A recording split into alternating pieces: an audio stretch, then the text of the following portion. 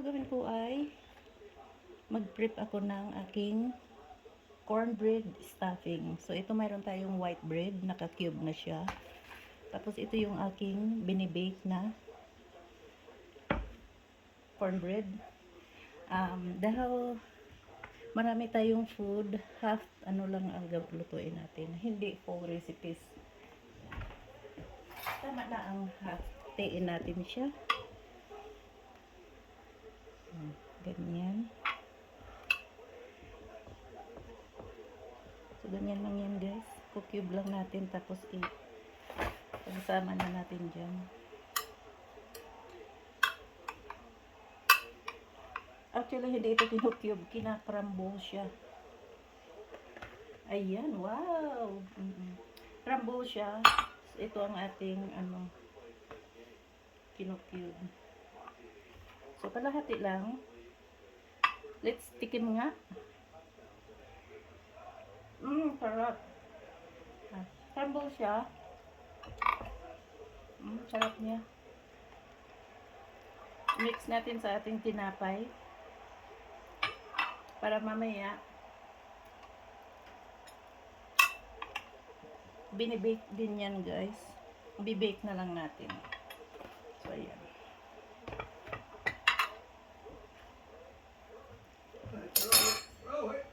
So, half lang ang gawin natin kasi marami tayong food. So, ayan. Crumble natin. Mix natin sa ating white bread.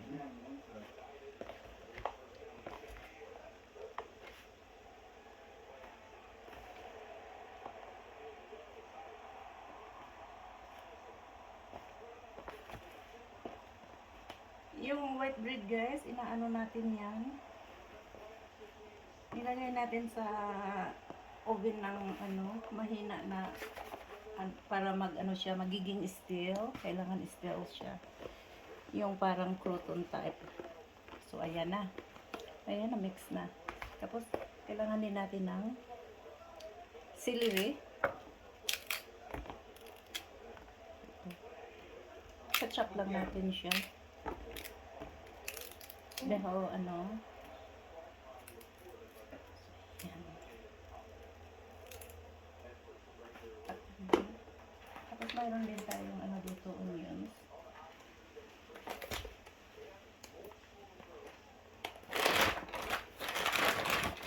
May onions tayo dito.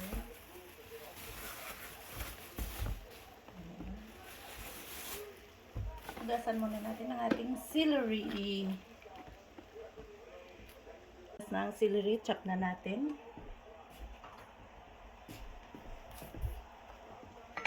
Pati ang ating onion, chop din.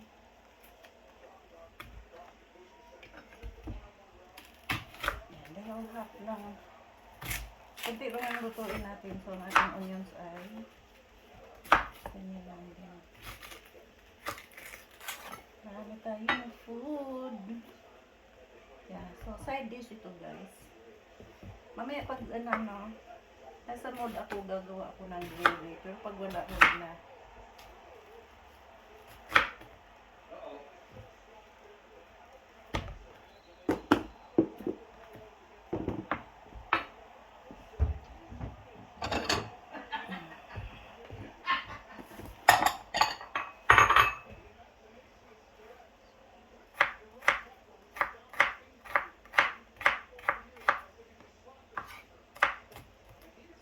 So, ganyan lang. Yun ang pag-chop natin. So, ganon lang kalalaki. Ganyan. Ganon din ang celery. Ayan. So, mix na natin ang ating stuffing. Gamit tayo ng isang stick na bakal. Potatoes.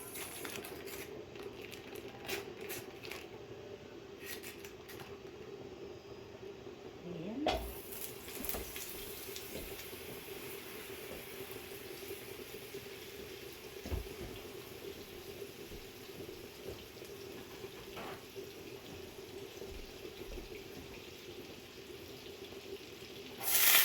Yan ang ating onion.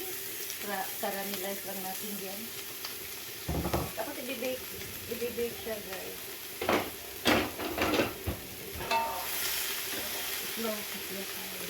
Look.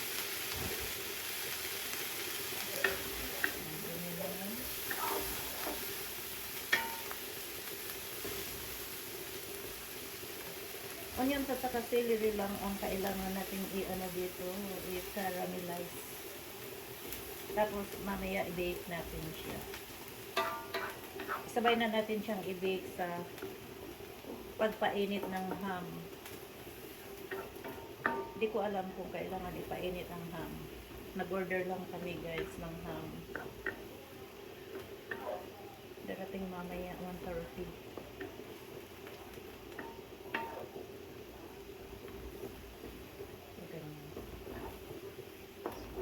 So, ganyan lang yun siya. Suti-suti lang.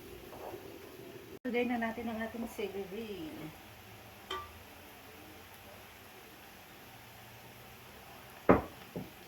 Tapos, suti-suti ulit. Ayan.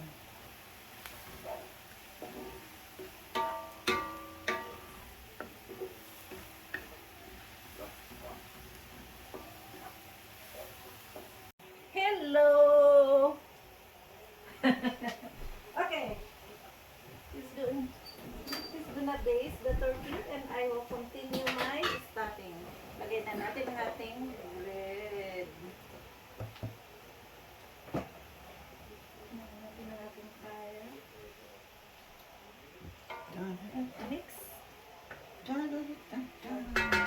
Ooh, laser. Where's my turkey? Lagay natin ng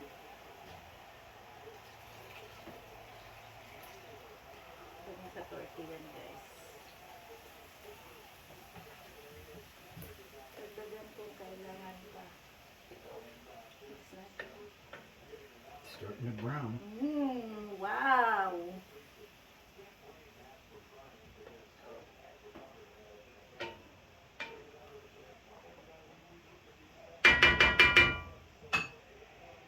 Season with salt.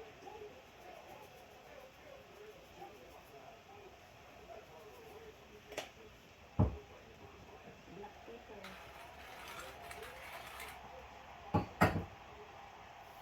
Parsley.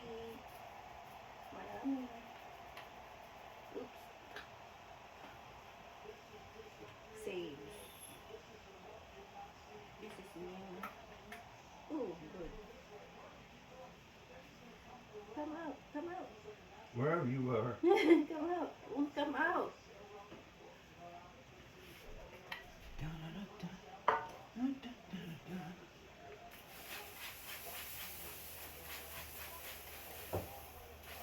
Mix. Perfect.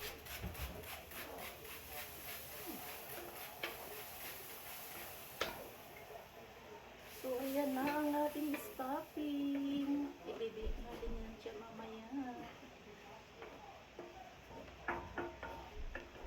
Mix well. I cannot find my stuffing recipe from before. So, I'm trying new one. I like that one, but it's expensive. Because there's nuts and mushroom. This one is very basic. But I hope I like it too. What's going on here? Perfect.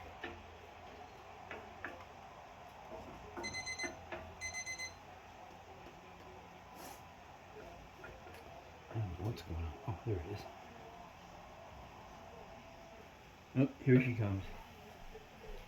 Is he still outside? There he is. So, yan.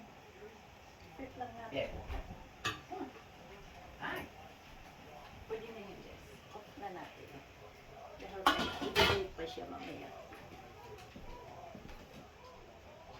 Tignan natin ang ating stuffing.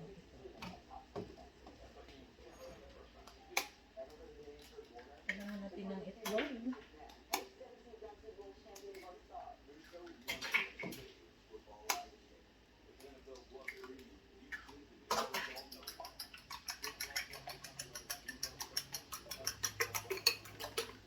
i-mix natin dito sa ating stuffing.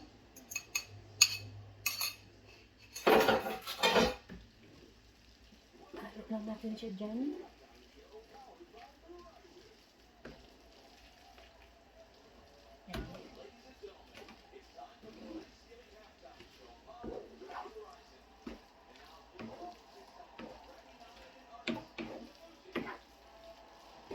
Pwede mo siyang i-ano sa turkey, guys. Ilagay sa loob ng turkey. Pero kami, inaano kasi namin ang turkey. Kinakat namin in half. Kaya, hiwalay ang aming stuffing. So, ayan, dito natin siya i-bake. Bake natin siya dyan.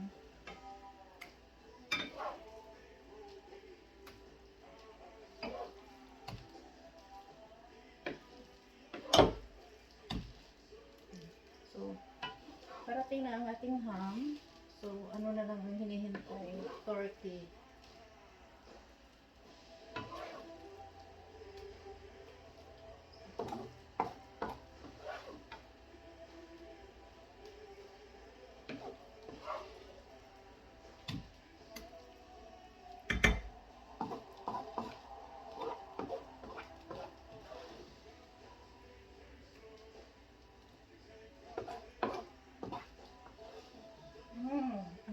Ang bango.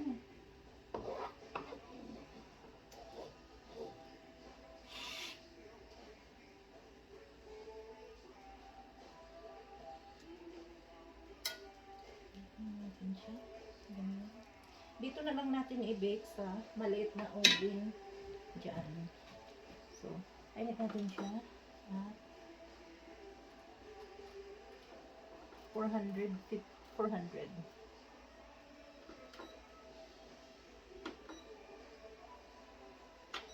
So, ayan. Sarap.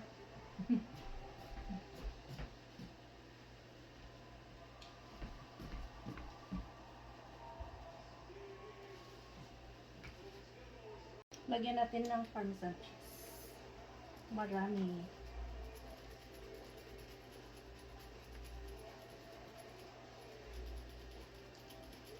Extra flavor. Ayan. Pag nagluluto kayo, guys, huwag kayong matakot experiment ng extra flavor. So, experiment po siya. Extra flavor. Kakanta ang aking mga guests.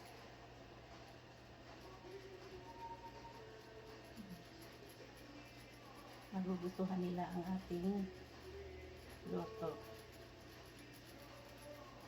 Parmesan cheese ito, guys.